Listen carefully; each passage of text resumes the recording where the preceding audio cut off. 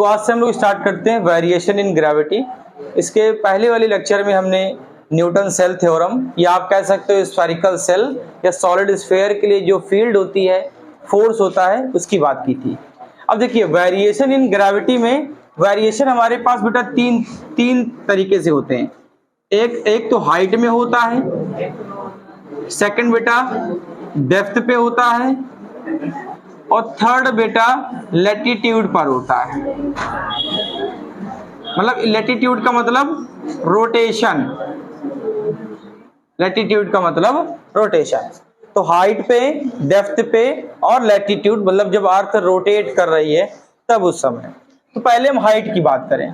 बेटा हम लोगों ने कल पढ़ा था कि जब acceleration due to gravity on earth surface, तो अर्थ सरफेस पे प्रूविंग आई थी G equal GM upon R square. ये हम लोगों ने प्रूव किया था acceleration due to gravity on earth surface, जहां पर M क्या है, मास ऑफ अर्थ, R क्या है, रेडियस ऑफ अर्थ और G क्या है, यूनिवर्सल ग्रेविटेशनल कांस्टेंट, जिसकी फिक्स वैल्यू होती है। तो सपोज दैट थोड़ी देर के लिए हमने ये एक लेट किया, हमारे पास एक अर्थ सरफेस है, इस अर्थ का मास है बेटा कैपिटल M और इसकी बेटा रेडियस है कैपिटल R। सपोज दैट एक लेट ऑब्जेक्ट, हमने एक ऑब्जेक्ट प्लेस किया मास M का ऑन अर्थ पर, अर्थ के सरफेस पर। तो अर्थ के सरफेस पे ग्रेविटी सबसे ज्यादा होती है, तो कितनी होगी बेटा, यहां तो कोई वेरिएशन होगा नहीं क्योंकि आप सरफेस पर ही हैं। तो सरफेस पर है तो G की वैल्यू क्या होनी चाहिए, GM अपान R स्क्वायर। ये तो इक्वेशन नंबर फर्स्ट होगा। लेकिन जब हम सरफेस से ऊपर चले बेटा, तो ये मान लो हमारे पास अर्थ है, इसका मास M, इसके रेडियस बेटा R। ऑब्जेक्ट को यहां से उठाकर हमने यहां पे रख दिया, उसका मास कितना है, M है। अर्थ से बेटा आपने हाइट कितनी लेट कर ली, H हाइट, H हाइट ऊपर चले गया, तो कुछ ना कुछ तो ग्रेविटी बदलेगी। तो कितना बदलेगी, हम मान लेते हैं let at height H gravity becomes कितनी हो गई, G डैश। क्या मान ली बेटा, हाइट H पर हमने G डैश मान ली। अब देखिए अर्थ सरफेस से ऊपर जा रहे हैं तो अर्थ का मास लॉस करेगा नहीं, जब अर्थ सरफेस के इनसाइड जाओगे तब मास लॉस होता है। इसका मतलब हाइट पे जाओगे मास लॉस होगा नहीं, तो इसका हमको मास डेंसिटी के टर्म में निकालने की नीड नहीं है। तो हम क्या करें बेटा, G डैश इक्वल GM अपान रेडियस की जगह बच्चा कितनी डिस्टेंस है, R और चला गया H हाइट पर, तो R plus H, total height हो गई R प्लस H, तो R प्लस H का होल स्क्वायर। ये हो गया हमारे पास G dash let equation number second. ये हो गया इक्वेशन नंबर फर्स्ट। बेटा सेकंड से जब फर्स्ट को डिवाइड किया तो G डैश अपान G GM upon R plus H का होल स्क्वायर अपान में GM अपान R स्क्वायर। तो बेटा GM से GM तो कैंसिल हो गया, R स्क्वायर ऊपर चला गया, तो G डैश अपान G equal R square upon में R प्लस H का होल स्क्वायर। तो बेटा R प्लस H का होल स्क्वायर ओपन कर दीजिए, R square plus H square plus 2RH। ठीक है, हम यहां से क्या करें, G डैश अपान G, ये बेटा हो गया R स्क्वायर, यहां से R स्क्वायर कॉमन निकाल लो।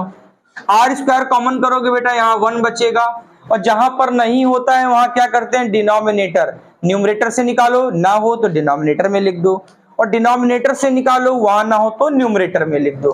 तो यहाँ पर क्या करें, H square upon R square.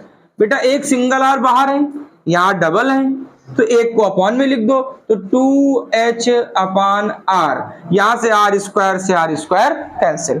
G को यहां भेज दीजिए क्रॉस मल्टीप्लिकेशन करा के, तो क्रॉस मल्टीप्लिकेशन कराएंगे तो G dash equal G upon, क्या आपको ऐसा लग रहा है ये 1 और ये H अपान R का होल स्क्वायर है, तो क्या ये 1 प्लस H अपान R का होल स्क्वायर है, 1 का स्क्वायर 1, एच अपान आर का H square upon R square plus 2ab, A हो गया 1 और बी हो गया बेटा एच अपान आर।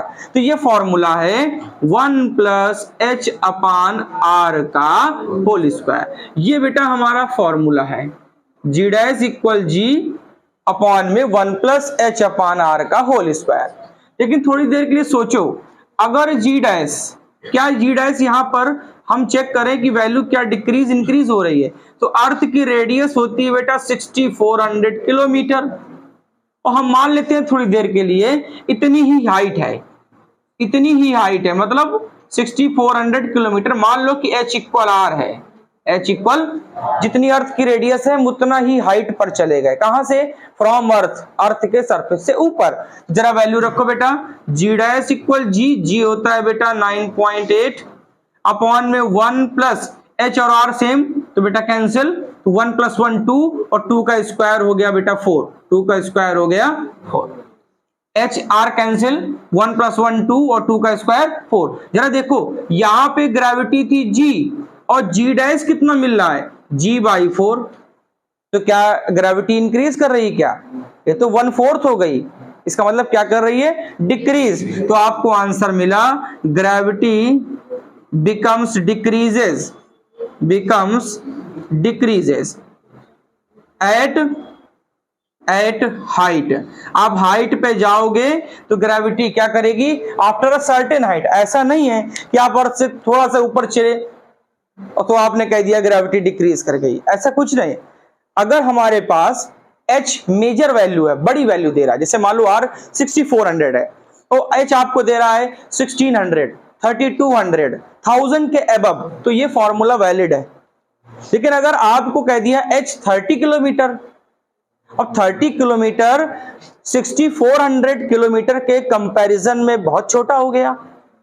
अगर बहुत छोटा हो गया तो ये बच्चा बायनोमियल एक्सपेंशन से लगेगा, फिर ये फॉर्मूला यहां वैलिड नहीं होगा। तो बायनोमियल एक्सपेंशन में क्या करें? सपोज दैट हाइट रेडियस से बहुत छोटी है, तो बेटा ये फॉर्मूला ऊपर चला जाएगा, तो बन जाएगा g dash equal g 1 plus H upon R की होल पावर -2, होल पावर -2।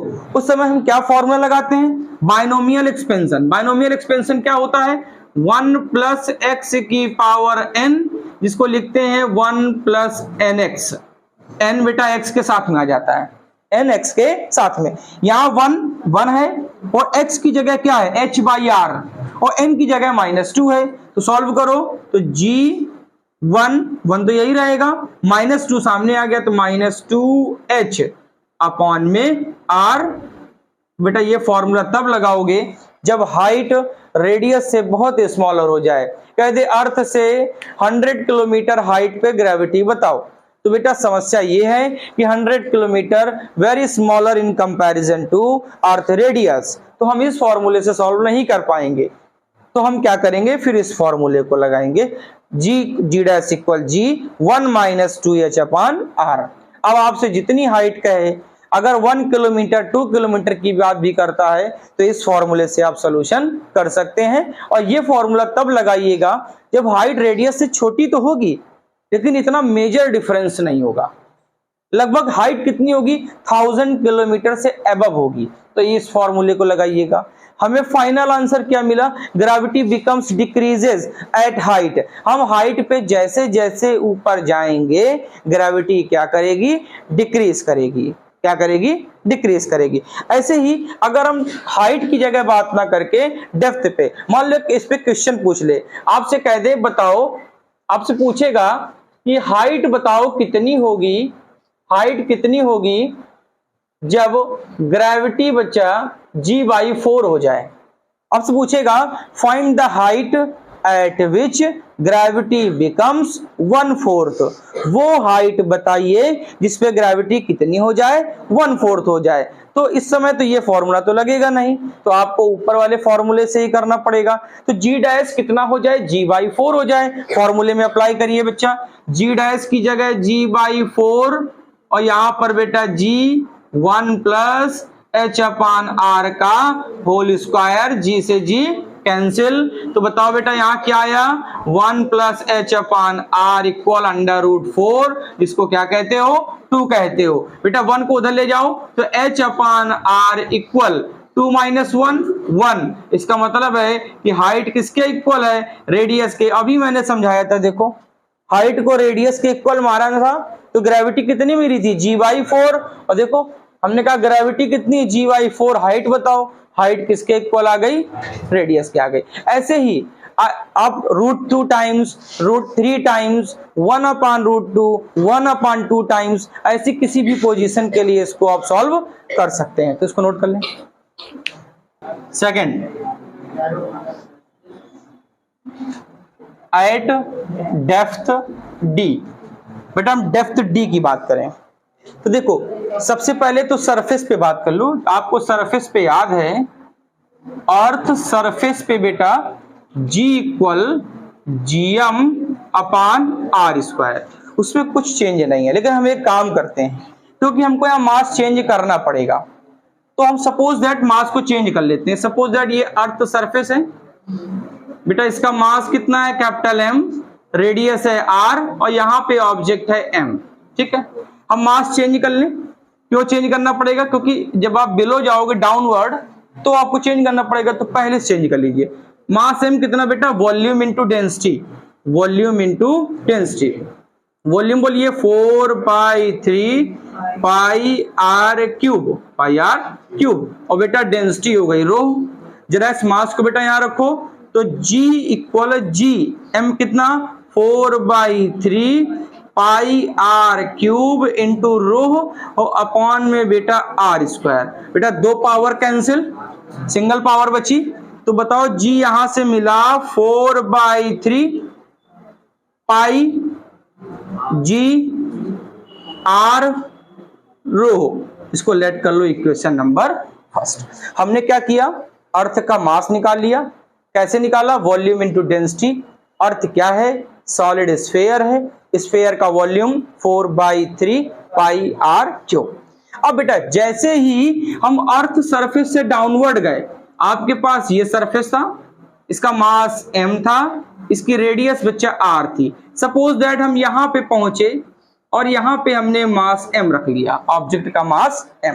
बेटा कितना नीचे चले गए आप, डेप्थ d में चले गए, डेप्थ d में। तो बताओ ये रिमेनिंग हाइट कितनी है, r-d। इसका मतलब है ऑब्जेक्ट यहां पे पहुंच गया आप। ठीक है, तो जरा बताओ जब अंदर जाओगे, अर्थ सॉलिड स्फीयर है, तो it have to be property of loss of mass. तो मास क्या करेगा, लॉस करेगा। हाउ मच लॉस, हमने कहा m डैश मान लीजिए। कितना लॉस किया, m डैश। तो m डैश क्या होगा बेटा, volume into density, same formula. अब बताओ वॉल्यूम कितना, 4/3 पाई, रेडियस बताओ, रेडियस कितनी बची, r-d। तो बेटा कितनी बची, r-d का क्यूब इंटू। तो ग्रेविटी बिकम्स कितनी हो गई, G डैश। यहां पे ग्रेविटी कितनी हो गई, G डैश। फॉर्मूला क्या, capital G, mass change R dash. क्या डिस्टेंस कितनी बची बेटा, डिस्टेंस r-d, d नीचे आ गया ना, तो सेंटर से कितना बचा, r-d। तो बेटा कितना, r-d का होल स्क्वायर। हम अर्थ सॉलिड स्फीयर, हम अर्थ से d डेप्थ बिलो नीचे चले गए, तो बताओ ग्रेविटी d डेप्थ जाने पर हो गई G डैश। कितनी हो गई, तो बताओ सेंटर से कितनी डिस्टेंस बची, r-d। तो G डैश इक्वल G कहीं नहीं बदलता, लेकिन मास तो बदलेगा ना, अर्थ सॉलिड है। अर्थ की सरफेस को तोड़ोगे मास कम हो जाएगा, तो मास कितना कम हो गया वो हमने निकाल लिया, 4/3 पाई, और कितना बचा रेडियस, r-d का क्यूब इंटू रो। डेंसिटी नहीं बदलेगी, जब तक एक पार्टिकल है उसका, तब तक डेंसिटी अर्थ की वही रहेगी। तो बेटा यहां से G dash G, mass change m dash, कितनी डिस्टेंस बची सेंटर से, r-d का होल स्क्वायर, जस्ट लाइक ये फॉर्मूला। यहां रेडियस है ना, यहां रेडियस कितनी बच रही है आपके सामने, r-d, तो r-d का होल स्क्वायर। अब वैल्यू को अप्लाई करिए बच्चा, तो जरा वैल्यू देखिए, हमने आ रखो बेटा वैल्यू, G डैश इक्वल बेटा G, बेटा m कितना 4/3 पाई आर माइनस डी का क्यूब इंटू रो अपॉन में आ जाओ बेटा आर माइनस डी का स्क्वायर, दो पावर बेटा कैंसिल, एक पावर बचेगी। तो बताओ यहां से जी डैश की वैल्यू कितनी आई 4/3 pi g R minus d into rho. इसको लेट किया इक्वेशन नंबर सेकंड। ये हमारे पास फर्स्ट है, ये हमारे पास सेकंड है। हम बेटा सेकंड को फर्स्ट से डिवाइड कर दें तो जी डैश अपान जी। बताओ जी डैश की वैल्यू क्या है बेटा 4/3 pi g R minus d into rho upon में जी बताओ 4/3 पाई जी आर रो। तो बेटा 4/3 पाई जी रो, 4/3 पाई जी रो। तो बताओ g dash equal g dash upon g कितना आया R minus d upon R. तो बेटा ऊपर वाले से जी डैश अपान जी हम बेटा आर को कॉमन निकालें, यहां 1 बचेगा। बेटा यहां से आर कॉमन निकाला, यहां आर नहीं है तो क्या लिखोगे डी अपान आर, और अपॉन में कितना है आर, आर से आर कैंसिल। तो बताओ जी डैश कितना मिला बेटा, ये इनटू में चला गया जी 1 minus d upon R. G dash equal g 1 minus d upon are. D क्या है बेटा डेप्थ, आप जितना नीचे गए। थोड़ी देर के लिए मान लीजिए आप कि अर्थ की रेडियस आप जानते हैं 6400 किलोमीटर, और मान लो डी आप कितना नीचे चले गए r/2, जितनी रेडियस थी उसका हाफ नीचे चले गए। ठीक है, जरा वैल्यू को अप्लाई करिए तो जरा इसको देखिए जी dash equal g 1 minus D कितना है बेटा r/2, तो r/2 और रेडियस है r, तो r से r कैंसिल, तो जी 1 माइनस 1 अपान 2, तो 2 चला गया ऊपर, 2 में -1 करो 1 बचेगा। तो जी डैश इक्वल कितना आया g/2। क्या ग्रेविटी बढ़ रही कि घट रही है, हाफ हो गई। कब, जब हम कितना डेप्थ नीचे चले गए r/2, तो ग्रेविटी बची g/2। तो फाइनल आंसर क्या मिला, ग्रेविटी डिक्रीजेस। क्या कर रही बेटा, gravity decreases when object travelling towards centre of earth. जैसे जैसे ऑब्जेक्ट सेंटर ऑफ अर्थ की तरफ भागेगा, डेप्थ में जाएगा, तो ग्रेविटी क्या करेगी, डिक्रीज होगी। अब इस बात को आप ऐसे समझ लो, जैसे मान लो आपसे पूछ ले कि एक ऐसी हाइट बताओ जिसपे ग्रेविटी उतनी ही हाइट में हो और उतनी ही डेप्थ में हो। सपोज दैट g/2 आपने निकाली कहां पर, r/2 पर। मैं कहूं इसी समय आप हाइट बता दीजिए कि ऊपर हाफ कब होगी, नीचे तो आपने हाफ बता दिया r/2 पर, ऊपर हाफ कब होगी। तो ऐसी सिचुएशन को करने के लिए क्या करें बेटा, हाइट पे क्या फॉर्मूला था, g dash equal g 1 minus 2h upon R, ये आपने फॉर्मूला पढ़ा। और बेटा डेप्थ में क्या पढ़ा, g dash equal g 1 minus d upon R, ये डेप्थ का है। बेटा जी डैश सेम कर लो, तो सेम करोगे तो जी से जी कैंसिल, तो बेटा क्या बचा, इधर बचा 1 minus 2h upon R, g dash की जगह ये लिखा, जी से जी बेटा काट दिया, इधर बचा 1 माइनस 2h अपान आर, इधर बेटा बच रहा 1 माइनस डी अपान आर, 1 से 1 कैंसिल, बेटा माइनस से माइनस कैंसिल, तो 2h upon R equal d upon R, R से आर कैंसिल, तो h इक्वल d/2। मान लो अर्थ से डाउनवर्ड 100 किलोमीटर पर जितनी भी ग्रेविटी थी, तो कहेगा बताओ उतनी ही ग्रेविटी ऊपर कब होगी। तो भैया यहां पर 100 रखना, 100/2, तो आंसर आया 50 किलोमीटर। मतलब अर्थ से ऊपर 50 किलोमीटर में जितनी ग्रेविटी है उतनी ही अर्थ से नीचे 100 किलोमीटर पर होगी। तो क्या ऐसा नहीं लग रहा है कि ऊपर जाने पर जल्दी घट रही है, ऊपर जाने पर ग्रेविटी जल्दी कम हो रही है, जबकि डेप्थ के कंपैरिजन में। तो ये फॉर्मूला है तब जब आपको दोनों का रिलेशन पूछ ले, वो ग्रेविटी बताओ जितनी वो डेप्थ में होगी उतनी वो हाइट में होगी, तो कहेगा रिलेशन बताओ, तो h इक्वल d/2, कितना होना चाहिए, h d/2। और नॉर्मल फॉर्मूला डेप्थ का g dash equal g 1 minus d upon are.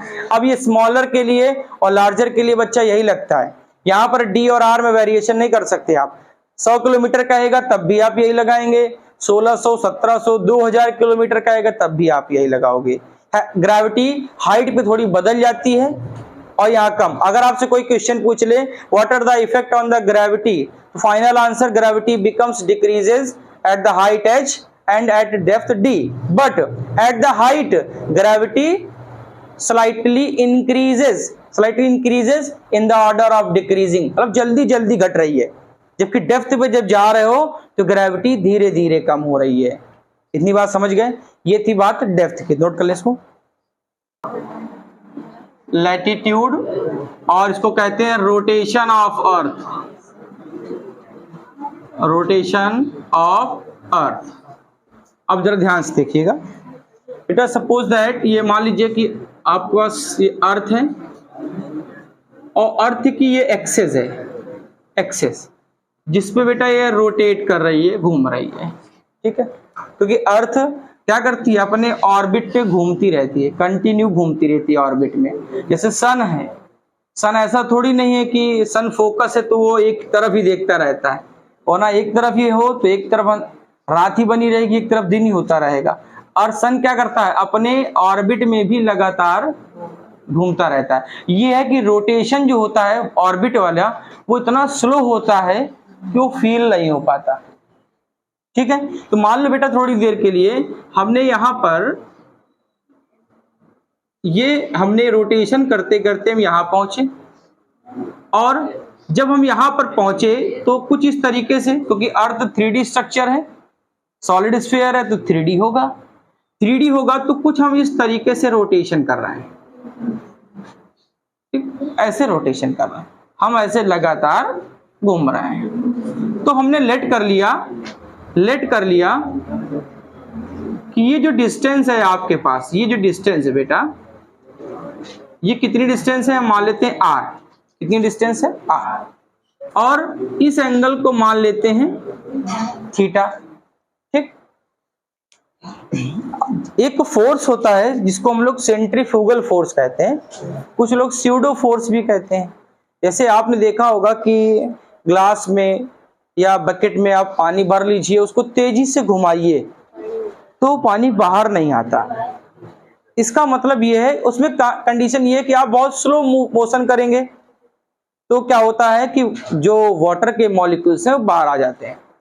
लेकिन जब फास्ट वाइब्रेट करते हैं तो वाटर की सरफेस पर पीछे की तरफ, बाहर की तरफ फोर्स लगता है। वो जो बाहर फोर्स लगता है उसी को हम लोग सेंट्रीफ्यूगल फोर्स कहते हैं या स्यूडो फोर्स कहते हैं। थोड़ी देर के लिए मान लीजिए कि आपने एक रस्सी ली, उसमें एक स्टोन बांधा, एक रस्सी ली, स्टोन बांधा, अब उसको आप लगातार घुमा रहे हो, तो जब घुमाओगे तो जो आपका स्टोन है उस पे एक फोर्स बाहर भी जा रहा है, जो अपैरेंट फोर्स है।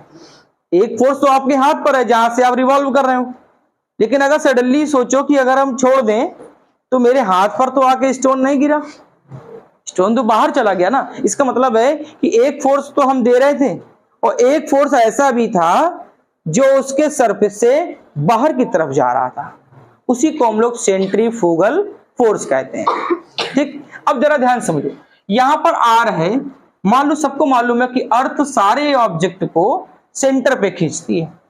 कितने फोर्स से खींचती है सब जानते हैं, mg फोर्स से। कितने फोर्स से, mg। तो मान लो ये सेंटर है अर्थ का, तो अर्थ आपको कितने फोर्स से खींच रहा है, कितने फोर्स से बेटा, कितने से, mg। कितने फोर्स से खींच रहा है, mg। अब थोड़ा दिमाग और लगाओ, रोटेशन करते समय एक फोर्स बाहर भी है जिसको हम लोग कहते हैं FC। FC से कुछ याद आया होगा, सेंट्रीपिटल होता है, और FC सेंट्रीफ्यूगल भी होता है। तो आप सेंट्रीपिटल ही कह सकते हो क्योंकि रहता तो सेंटर पे है लेकिन डायरेक्शन तो बाहर भी भागती ना, घुमाओगे तो उसको बैलेंस करने का एक फोर्स कहाँ है, बाहर। तो जिसको बेटा हम क्या कहेंगे, आपने दो फॉर्मूले पढ़े थे, जरा याद होंगे आपको। पहला फॉर्मूला था FC equal mv square upon r, और बेटा दूसरा फॉर्मूला था mr ओमेगा स्क्वायर। या भी नहीं ले सकते क्योंकि अर्थ का रोटेशन है तो it have angular velocity, angular velocity कितनी है, ओमेगा। तो बताओ बाहर कितना फोर्स गया, mr ओमेगा स्क्वायर। इतनी बात ठीक है। अब जरा थोड़ी देर और मन लगाइए इस बात को। मैं इस लाइन को थोड़ा सा आगे कर दे रहा हूं, थोड़ा सा आगे कर देता हूं, ठीक। जरा बताओ बेटा, अगर ये एंगल थीटा है तो ये एंगल भी थीटा, तो बच्चा ये एंगल कितना बचा, 180 माइनस थीटा, क्योंकि ये पूरा 180, ये पूरा 180। तो बताओ ये थीटा, तो ये भी कितना थीटा, तो बताओ ये कितना बचा, 180 माइनस थीटा। अब थोड़ा सा और बात समझिएगा बेटा, ये जो फोर्स है बहुत छोटा फोर्स होता है, इतना छोटा होता है कि आपको फील नहीं होता, रोटेशन करते समय फील नहीं होता। तो थोड़ी देर के लिए मान लो कि आपके पास mg जो है, mg अगर हमारे पास ये 10 न्यूटन है, 10 न्यूटन, तो बेटा ये जो फोर्स लग रहा है ये mr ओमेगा स्क्वायर, ये कहो 1 न्यूटन ही हो, इससे ऊपर नहीं होगा। मतलब ये इस पे इफेक्ट नहीं डाल सकता है, रोटेशन करते समय ये फोर्स इस पे इफेक्ट नहीं डालता है। इतनी बात ठीक है। थोड़ा कॉमन सेंस लगाओ कि ये एंगल कितना है, 180 माइनस थीटा, 180 माइनस। बेटा क्या इन दोनों का रिजल्टेंट वेक्टर रूल से इधर जाना चाहिए, 20 से? वेक्टर रूल के हिसाब से अगर दो डायरेक्शन ऐसे जा रही तो रिजल्टेंट भी 20 से जाना चाहिए रूल के हिसाब से। लेकिन समस्या क्या है, अब यहां समस्या सुन लो, क्योंकि बच्चा ये जस्ट 20 से नहीं जाता। क्यों नहीं जाता 20 से? क्योंकि जो आपका फोर्स है वो नियरेस्ट होता है mg। अर्थ सबसे ज्यादा कहां खींचती है, सेंटर पे, लेकिन सेंटर पे खींच नहीं पाती। क्यों नहीं खींच पाती? क्योंकि अर्थ रेस्ट में हो तो सबको खींच ले, लेकिन वो कंटिन्यू क्या करती है, रोटेशन करती है। इट हैव एंगुलर वेलोसिटी, और जब कोई चीज लगातार घूमती रहती है तो वो सेंटर पे ऑब्जेक्ट को अट्रैक्ट नहीं कर पाती है। मान लीजिए मैं इस मार्कर को कंटिन्यू घुमाता रहूं, तो ये तो ठीक है कि इस ऑब्जेक्ट का मास m है और फोर्स यहां जा रही है, लेकिन फोर्स को आप बैलेंस नहीं कर सकते क्योंकि ये लगातार कंटिन्यू घूमता रहेगा। तो अर्थ भी लगातार घूम रही है, आपका जो g है mg वो तो सेंटर पे चला गया, लेकिन हमने कहा रिजल्टेंट बताओ mg और mr ओमेगा स्क्वायर का, आपने कहा वेक्टर रूल से 20 से जाना चाहिए।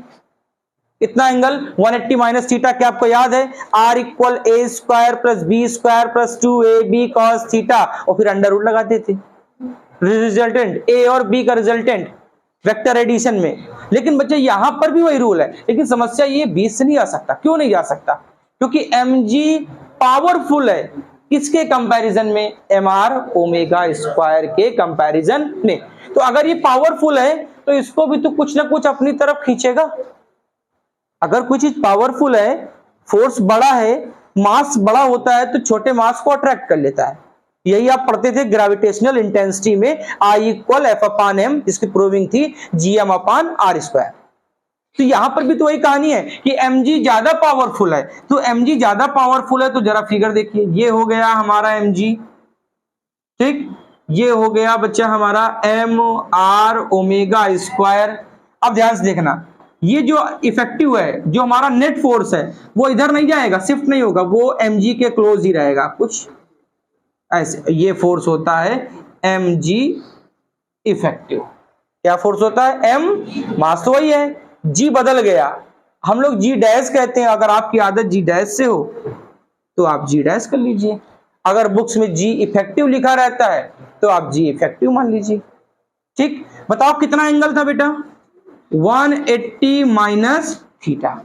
ये mg, मेरी बात समझे आप, ये 10 न्यूटन का फोर्स है, ये बच्चा 1 न्यूटन का। ये तो मैंने बताया, होता तो इससे भी छोटा है। बुक्स कहती है ये 100 न्यूटन होता है, ये 10 न्यूटन होता है, ये 10 न्यूटन से भी कम होता है। तो 100 न्यूटन पावरफुल है, ऑब्जेक्ट को कहां खींचेगा, अपनी तरफ।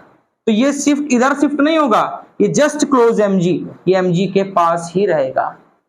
तो इसका मतलब आपको एक नया रिजल्टेंट आज मिला कि ये जो हम सोच रहे थे कि ये g सेंटर पे आ रहा है, g इफेक्टिव सेंटर पे नहीं आएगा, वो सेंटर से बच्चा कुछ हट के रहता है। इसीलिए ऑब्जेक्ट अर्थ जो है वो सबको अपने सेंटर पे नहीं खींच पाती है, क्योंकि वो लगातार क्या करती है, रोटेशन करती है। अगर वो रोटेशन ना करे तो सारे लोग अर्थ के सेंटर पे चले जाएंगे, और सेंटर पे ग्रेविटी जीरो होती है, सेंटर पे ग्रेविटी जीरो होती है।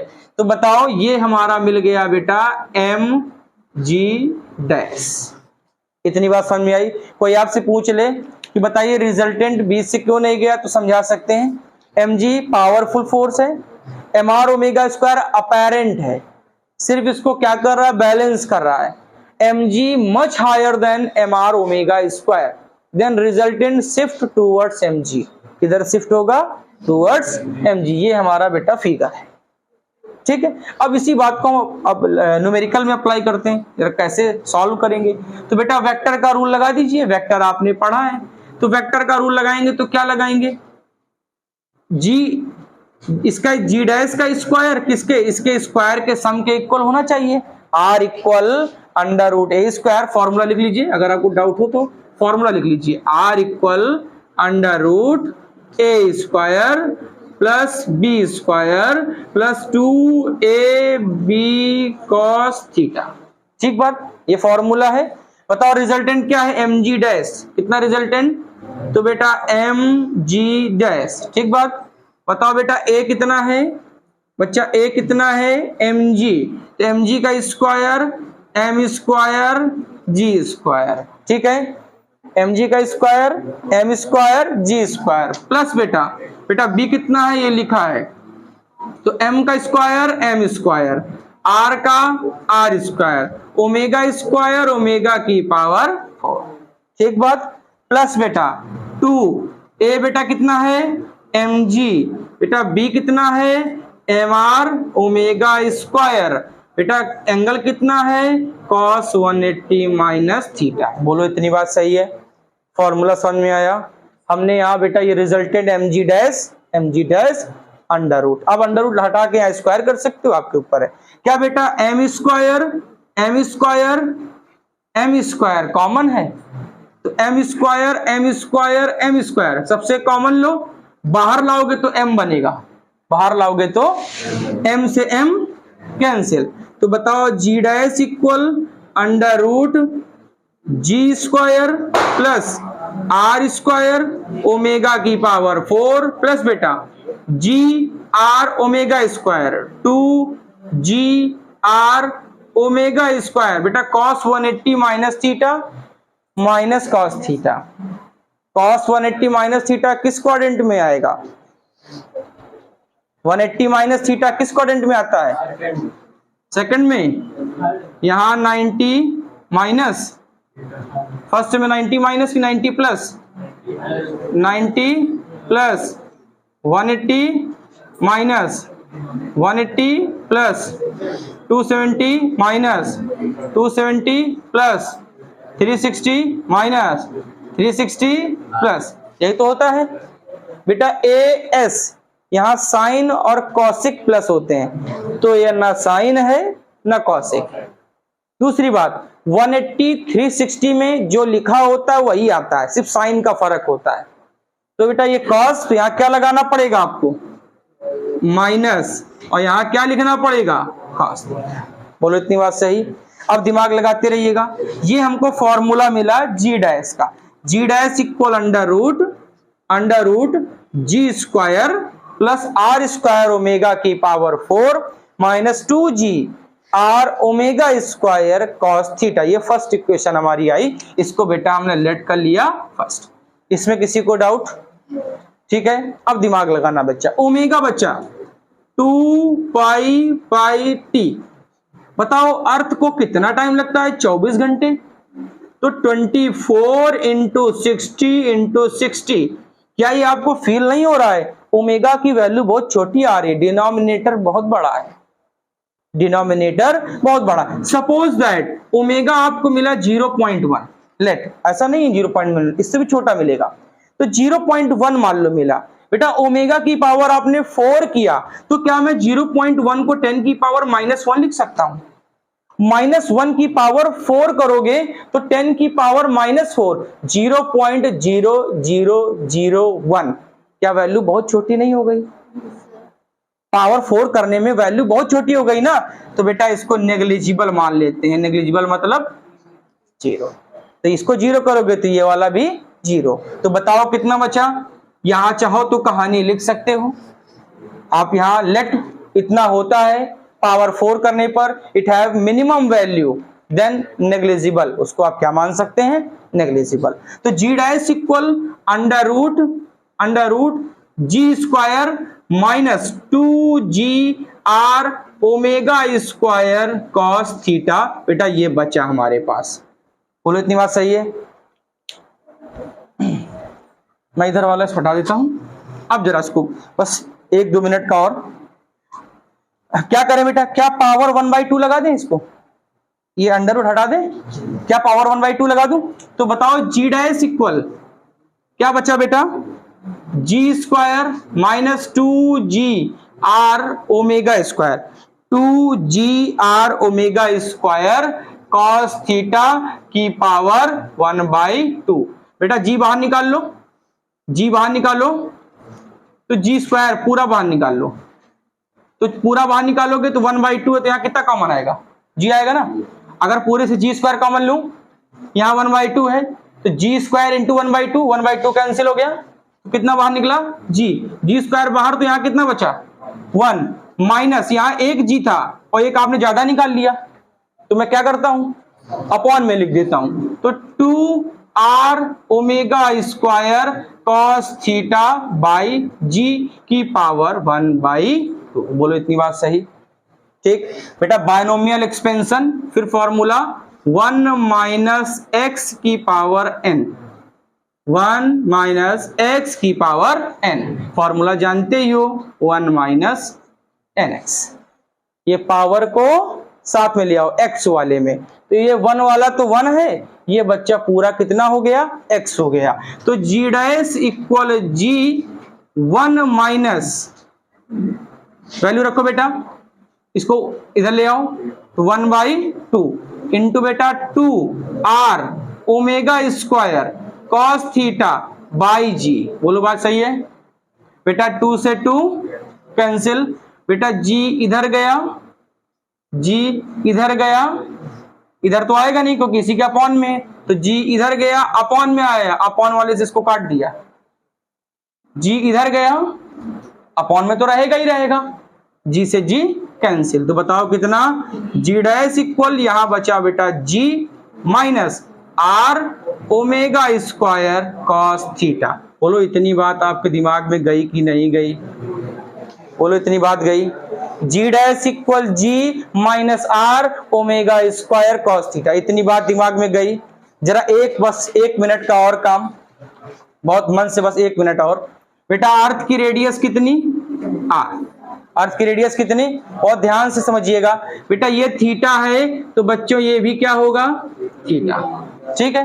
क्या एक बात बताओ, R का थीटा का पास वाला एंगल कॉस थीटा और परपेंडिकुलर साइन थीटा, क्या बेटा ये R और ये थीटा, ये R, तो ये वाला कंपोनेंट क्या होगा, R कॉस थीटा, ये R ये थीटा, तो R का ये वाला कंपोनेंट R कॉस थीटा। क्या छोटे R की जगह, क्या हम छोटे R की जगह कैपिटल R कॉस थीटा लिख सकते हैं, ये बेटा R, तो ये वाला R कॉस थीटा, नीचे वाला चाहिए नहीं हमको, तो हमने छोटे R की जगह क्या लिखा, कैपिटल R कॉस थीटा। क्या फॉर्मूले में छोटा R लिखा है, हटा दीजिए, तो g dash equal g minus छोटा R हट गया, कैपिटल R आ गया, अर्थ रेडियस जो चाहिए थी हमको, ओमेगा स्क्वायर वही है बेटा, और कॉस थीटा क्या बन गया, कॉस स्क्वायर थीटा, ठीक। इतनी बात तो दिमाग में आई। अब एक काम और, ये है अर्थ का इक्वेटर और ये है बच्चा अर्थ का पोल। अगर हम इक्वेटर पे हैं, अगर हम कहां पे हैं, इक्वेटर पे, तो बताओ इक्वेटर पे थीटा कितना होगा, 0 डिग्री। भाई इक्वेटर पे हो तो थीटा 0 डिग्री, थीटा 0 तो कॉस 0 की वैल्यू 1, और 1 का स्क्वायर करो तो 1 ही रहेगा। तो बताओ आपको जी डैश कितना मिला, जी माइनस R ओमेगा स्क्वायर। बोलो इतनी बात सही, इक्वेटर पे जी डैश कितना, जी माइनस R ओमेगा स्क्वायर। बेटा हम पोल पे आ जाएं, पोल पे, तो पोल पे थीटा, ये बच्चा पोल क्या 90 डिग्री दिख रहा है, ये 90 डिग्री, तो बताओ पोल पे आए तो थीटा कितना 90, कॉस 90 कितना 0, ये बेटा ये 0 तो ये पूरा पोर्शन 0, तो बताओ जी डैश किसके इक्वल, तो सबसे ज्यादा ग्रेविटी कहां है, पोल पे, और सबसे कम कहां है, तो इक्वेटर से पोल चले तो ग्रेविटी बढ़ी कि घटी, बढ़ रही है। इक्वेटर से पोल चले तो ग्रेविटी क्या कर रही है? बढ़ रही है। नोट कर लें।